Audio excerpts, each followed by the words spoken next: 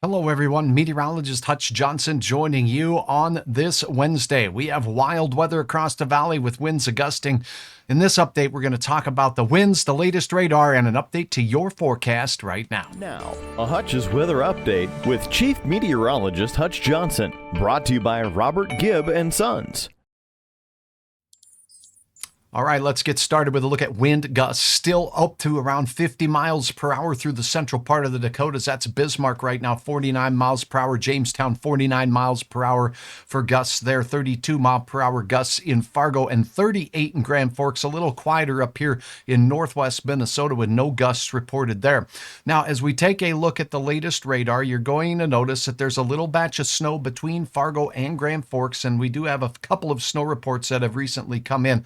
We're not quite done, although things have improved greatly across the area. We have let's see, this snowfall report here north of Valley City showing 3.5 inches of snow in that particular area.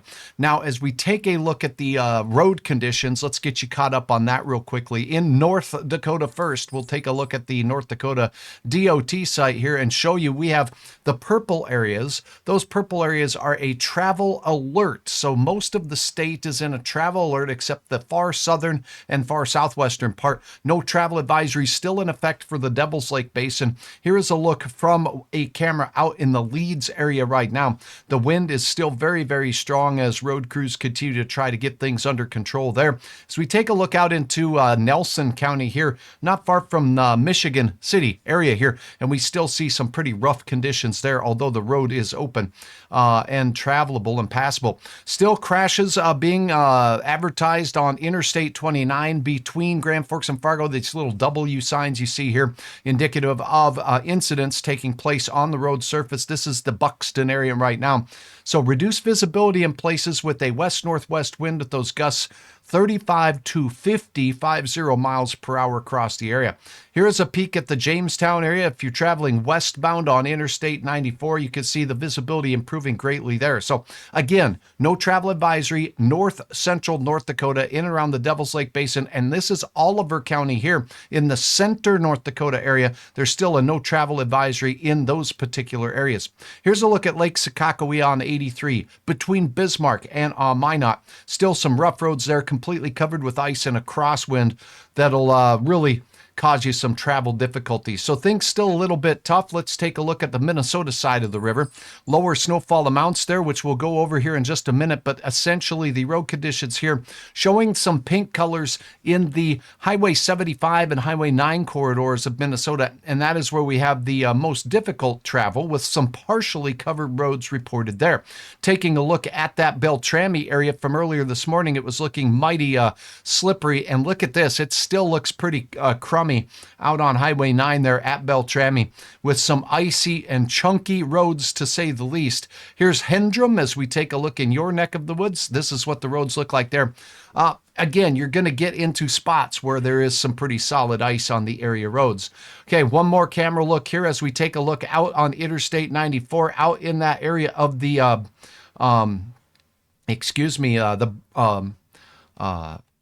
Interstate 94 here at milepost. It says 21.2. I couldn't read it quick enough here. There's definitely some snow on the side of the road. The wind is not as strong in Lakes Country out there, and that was in the Barnesville area and out towards Rothsay. Lake Park, by the way, on Highway 10, not bad. We have still some snow falling there as well. Let's take a look at the forecast. So the radar presently shows that we do have some snow showers working its way through the Central Valley. Here's the latest forecast model, and now let's see if this model is even looking like it is out to lunch or if it's on to something here. And you'd see no snow in and around as we get this model started right now in and around the areas we're seeing it on the radar. So you know what, not initializing very good here with this particular model. Let's look at one other one. This is a North American model, and this one also, the radar does not look anything like this right now as we head into the afternoon though. Both of these models are showing a trend towards this low pressure center here in northwest Minnesota where the winds were weaker, moving southward, and still a chance of snow right into the late evening hours tonight. This is dinner time. Still robust winds, but gradually decreasing after sunset with gusts only to 30 to 35 miles per hour through the overnight hours. By morning, calm winds out to the west. So chance of snow does continue. Models are not handling the actual snow that we are seeing in and around the area, so a look at that one more time on the radar, we will show you that we do have the bands of snow focused in and around the Mayville radar. You get away from that, the radar's not showing much. That doesn't mean that it is not snowing in some of these areas, as you saw on the camera shot there. The Sisseton Hills picking up some continuous snow, as well as areas near Kenmore to Bottineau up along the international border. So here's a look at some snowfall reports going on right now, and we'll take a look at that as we get you into the middle of the day here. This is from those folks that have reported snow across the nation. A lot of active and inclement weather going on right now as we check out the nation. You can see the Pacific Northwest getting hammered with heavy snow in the high terrain of Washington State, 12 to 18 inches in these orange colored dots. Getting out into our neck of the woods, here's North Dakota snowfall reports. The Minot area reporting a solid 5 inches. Out to the west in Watford City and down south in the Grassy Butte area, we're seeing snowfall reports of 3 to 4 inches. We do have 2 inches out in Beach, North Dakota, 2 inches in New Salem, and Hazen with 1.1 inches of snow reported. Here's the valley as we take a look in just a little bit. The area in Brown County here, Claremont, that's 3.8 inches of snow there. 1.5 reported in the, Lemoore, North Dakota, and Montpelier with 2 inches of snow. In and around the FM area, these were measured earlier in the day at 2.7 inches and 3.5 inches. It was still snowing at that point in time. I measured 3.8 inches here in South Moorhead in the 8 o'clock hour. So we're 3.5 inches. This seems to be a solid bet about the Fargo-Moorhead area. 1.9 was the morning report at 6 a.m. West-northwest of Grand Forks, North Dakota, with a 1/2 inch in Fosston. So a big-time drop-off as you head into parts of central Minnesota. So that is a look at some of the snowfall reports that we have so far. St. Cloud, only a 1/2 inch there, 1 inch in Melrose. Down near Wilmer in the Eden Valley area, and we have a 1 inch report as well. And then a couple of more for the folks out in South Dakota. Webster, 4 inches. How about the report down here near Watertown, a couple of inches down there. So as you travel to the south, things look a little bit better. That is a look there. Now let's take a look at something else. With the winds and whatnot, we've taken a look at road reports. Let's take a look at a couple of more details in the forecast here. Let's take you out to the temperatures. So here we go. Pardon me while I get the right product up on your screen. Okay, so you're looking at the radar. Now let's take a look at the temperatures. We have cold air, 14 degrees in Plentywood, Montana, 18 degrees as we look out into the Highway 2 corridor out there.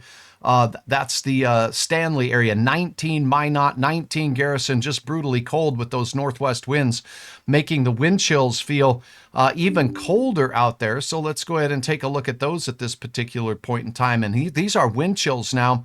1 below is what it feels like on the north side of Lake Sakakawea. So many near zero or just below zero wind chill indices out there on the Highway 2 corridor and in western parts of North Dakota. Here in the valley, it feels like it's in the mid-teens thanks to the winds that we have here.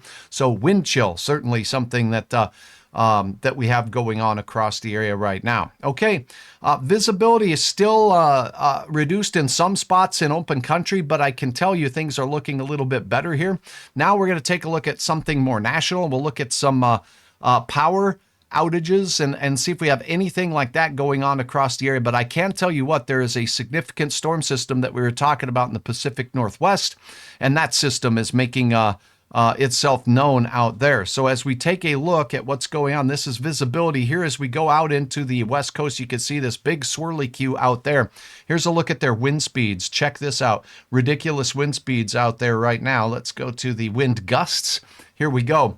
So as we take a look at wind gusts in this area out west, you're going to see that many on the coast are reporting 20 to 30 mile per hour gusts. Get in a little bit closer. And we got some right at the coastline. Here's a huge low pressure system out there, very strong, called a bomb cyclone because We call it a bomb because it strengthened very rapidly. About 20 to 25 millibars in a 24-hour period is what defines that bomb situation there. Now, all of these little triangle icons you see out here, those are buoys floating out in the ocean. Let me show you some of these wind speeds associated with this system out there.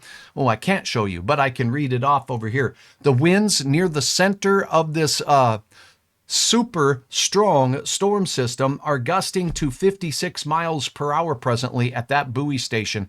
You get on the coast here, and if I'll turn these ship observations on as well, let's not look at air temperature. Let's go to the wind gusts here. So these numbers will change. Here you go. Just off the coast from SeaTac out here, and as we look out towards Forks, we got a ship reporting 57 mile per hour wind gusts out there off the coast of northern Washington state. So some ridiculous winds causing some serious issues out there in the Pacific Northwest, and I'm going to see if I can find the power outage map here across the nation. Okay. Where you see the red in Washington state, there is some significant power outage problems. We also have those in parts of California. California has 41,000 people without power right now, and in Nevada, there are 12,000 people without power. But check this out, 488,000 people are without power in Washington state, almost 1/2 As you take a look at the map here, you're getting King County with 400,000 people without power in King County. Another 55,000 in Snohomish County, as well as Skagit County up to the north there. So going in a little bit closer to King County, where most of this is, the Puget Sound Energy Company there has 360,000 customers without power right now. Seattle area, in the Seattle City and Light District, it's 43,000 people without power at this time. Significant storm system there. I'll have details on that on my other channel here coming up on YouTube in just a bit. But for now, your midday update shows still no travel advised in and around the Devil's Lake Basin. Still some snow chances between now and this evening, with the wind after dark beginning to taper off across the valley. Slippery, slidey. Take it slow, be safe, and tune in again for updates right here on Hutch's Weather or hutchesweather.com anytime.